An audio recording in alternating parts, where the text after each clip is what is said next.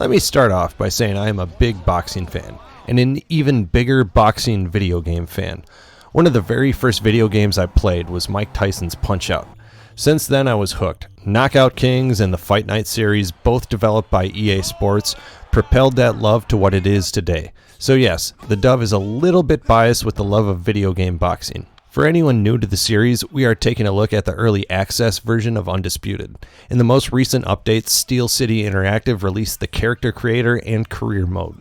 If you have played any video game in the last decade, you are familiar with character creators, and this one is right on par. It goes in depth and has a lot of options when shaping your character, but lacks a little with the hair and facial hair selections. Again, it is a standard character creation, so I don't want to waste your time with that. The reason I play boxing video games is for the career mode. Making your own character or reliving some of the fights of your favorite boxers is the ultimate for boxing gamers. And the career mode in early access, in my mind, is just what boxing fans need. There are some adjustments needed, but overall it is a great experience. But before we dissect the career mode, I think we should start with the AI adjustments. Let me say that it has been a bit of a journey with the game's artificial intelligence.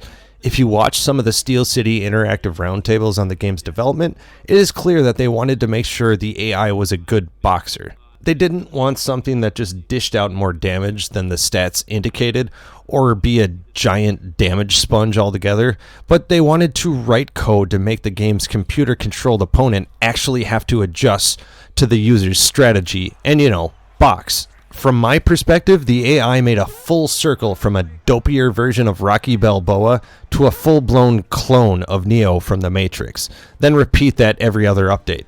And as I played a few solo matches every day, I was growing tired of either beating the bejesus out of my opponent with no thought, or having to chase an opponent who didn't seem to want to fight at all endlessly around the ring.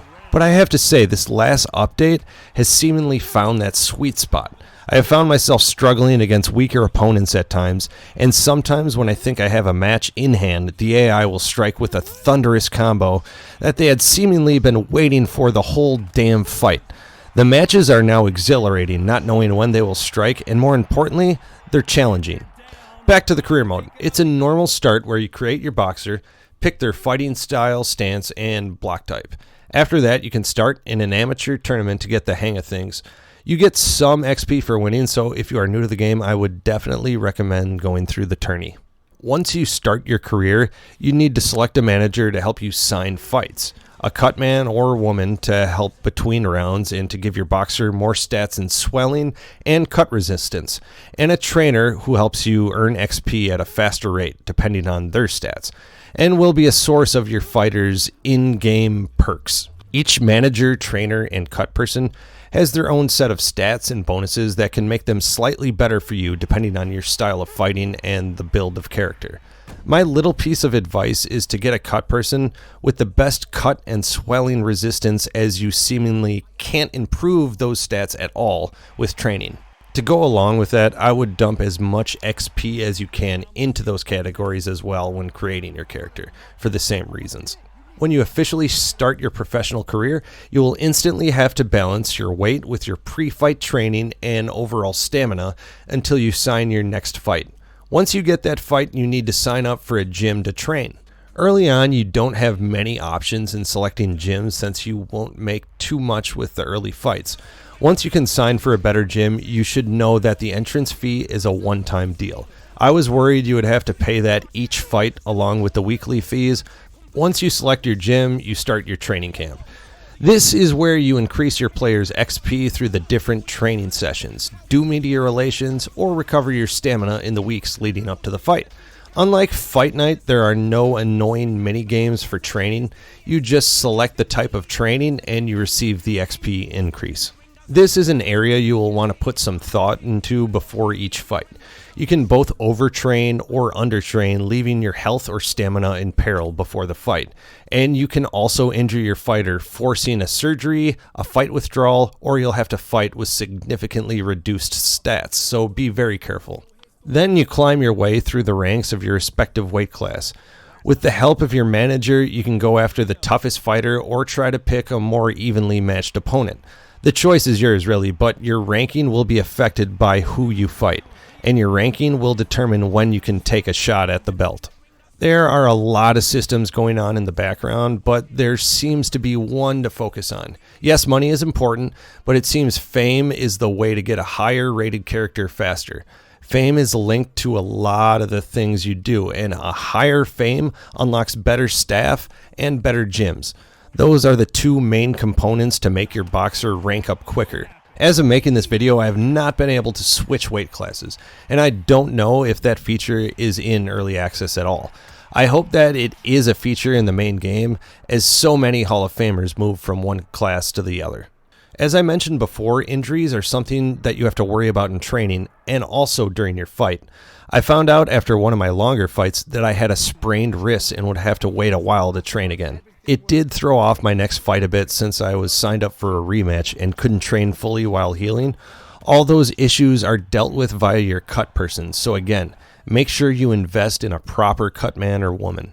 Overall, this is a great game so far, but there are just a few areas they need to clean up before a full launch. Now, this is not a list of reasons to bash the game or not play it in general, but just a few things that I feel they need to clean up to make this an absolutely phenomenal game. My biggest issue is the commentary. The actual voices and personalities are fine, but what and when they say things is just off. They don't use the nicknames that you choose from in career mode to identify anyone. So while you go through fights in career mode, you are just guessing who the hell they are even talking about during a fight. Along with that, there is just little in the way of variety in what they say. It is the same 10 comments repeated ad nauseum. There was one fight I swear to God the announcers said that my opponent was close to retirement and should hang it up about 40 times in an 8-round fight. We might be seeing the end of this boxer's career. Maybe it's time to just hang up the glove. A win. We might be seeing the end of this boxer's career. Maybe it's time to just hang up the glove. We might be seeing the end of this boxer's career. Maybe it's time to just hang up the gloves.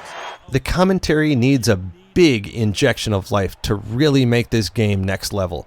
For all the smack I talk about NBA 2K, it is the best in the business when it comes to sports commentary.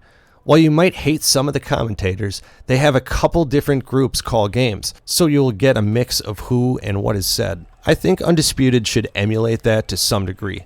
Maybe even pay an actor to impersonate Howard Cosell for some of the classic boxing matches. Now for a few smaller issues. There is apparently only one referee in all of boxing.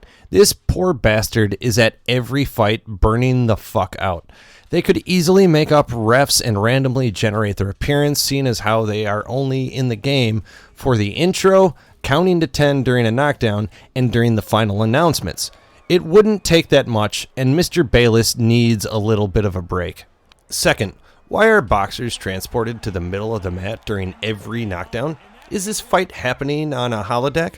If I knock the poor bastard into the ropes, he should at least be near them when the countdown starts. Not only do these transitions slow down the match and break the immersion, but I would say sometimes a 5-count knockdown takes nearly 25 seconds off the clock. And the last area they need to improve is the entrance during the career mode. There are no options currently for the actual career mode aspect to change up your entrance. And it may sound a bit petty, but the boxer's robe is an iconic symbol of the sport. The full game needs to have robes for the entrance to make things truly feel lifelike. Overall, if you like boxing games and game on a PC, I would buy this as soon as possible. The price as of writing this video is $39.99, up from the initial $29.99. And the closer they get to full launch, the closer the price will be between $60 and $70. The actual boxing aspect of this game is quite good, with a reactive and adaptive artificial intelligence. The controls may take a bit of getting used to, but Fight Night vets will be able to jump right in. And if you don't find a control system you like, there are a plethora of options to choose from. But overall, I just really enjoy the boxing simulation aspect of this game. The fights feel real and feel exciting. If you are waiting for the career mode, I would say now is the time to jump in because the career mode is spot on. There are a lot of systems to keep track of, and it is difficult to really make your boxer a powerhouse. But it is rewarding as hell when you win. During the initial release of Undisputed Early Access, the team mentioned the goal of releasing on both Xbox and PlayStation, but there has been no additional words since then. The development team has been pretty closed-lip about releasing on consoles since the beginning of this project, so it's really anyone's guess when they will hit consoles. Regardless, I really feel like this game is going to be a winner on the PC and the consoles that it's ported to. So if you can, pick up Undisputed as soon as you can. Folks, if you enjoyed this, don't forget to hit the like button and subscribe if you'd like more content like this. For even more content, go to twohatsandabeard.com or check out our YouTube page. Until next time, this is the Dove.